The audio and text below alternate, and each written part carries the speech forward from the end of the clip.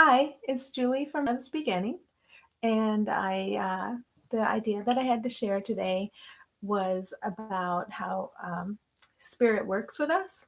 Spirit is what we are. It's our true identity, but I don't perceive it that way most of the time.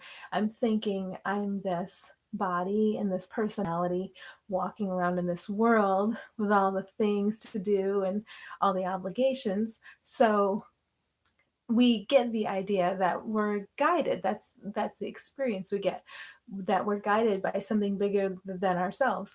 But and we begin to allow that more and more as we allow the falsehoods to be stripped away. We begin to allow that. But the thing about it is that it is us. It's just our one true self, because there's only one of us that we allow to guide us. So it's like we let the true self come online. But while we're allowing that, it seems like this bigger voice of authority might speak to us. Then, though, I was told how not necessarily, not necessarily, because it's not always you get a message or you see a message and you follow it and you have this sense of submitting to something outside of yourself.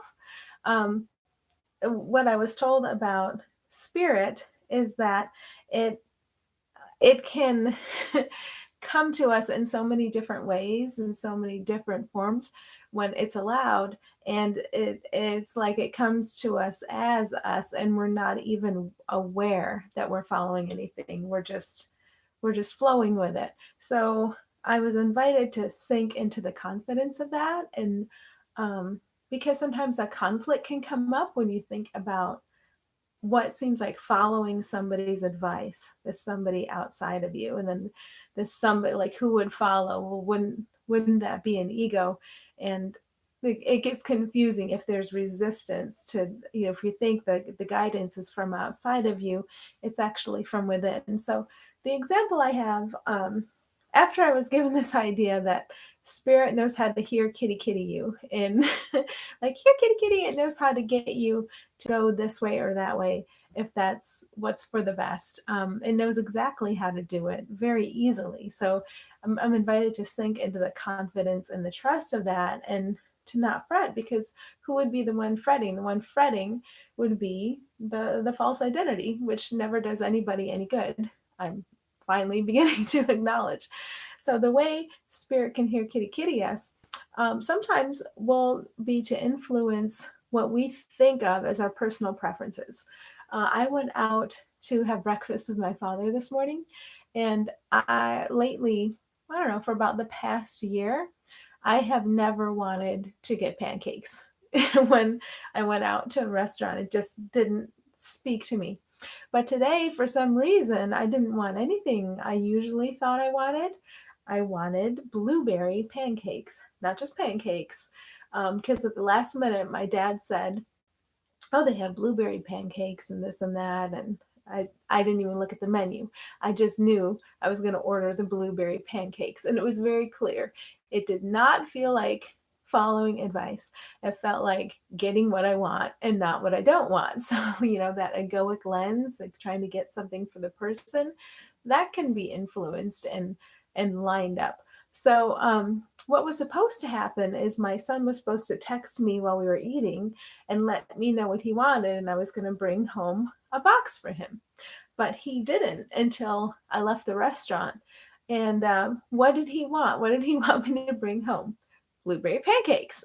So the thing that I thought I didn't want, which I ended up wanting, was the thing that I needed to make arrangements to bring home, which I didn't need to make any arrangements to bring home, because what they gave you was, like, it was so big, and there was no way I could eat all of it, and there was plenty for everybody.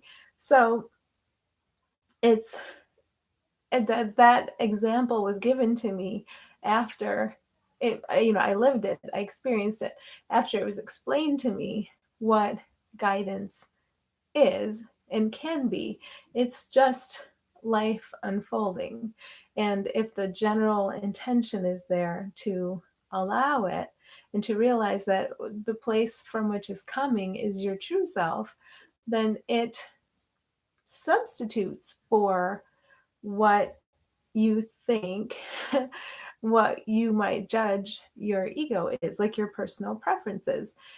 It will come in and very easily substitute for that, for what was based in fear, and help nudge you this way and that way very easily without any resistance. You think it's what you want, from the egoic perspective, you think it's what the separate self wants.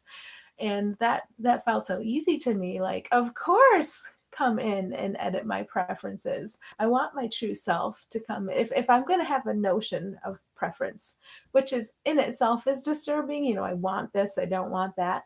But if while that's still here, while that's still an experience for me, if you're going to come in and substitute for the egoic preferences, go ahead. Like, there's no problem with that. It felt good. It felt there was no resistance there to having the preferences changed. And it's interesting to see how the preferences can change. Like recently, in my past, my husband did a lot of the cooking, and I wasn't too interested in cooking. And at least for now, suddenly there's this interest in making the meals, and I didn't do anything for it. I didn't feel bad that I wasn't making the meals and decide that I had to make the meals and plan to make the meals. I just woke up one day thinking, I gotta do this. I want to do this. This is interesting. Who knows where it came from? It was just there, and it felt genuine, and it didn't have to be forced. So I think that's all I wanted to say today, that following guidance is doesn't have to look like guidance. it's it can just be an expression of what you think is your personal self, but it flows very easily.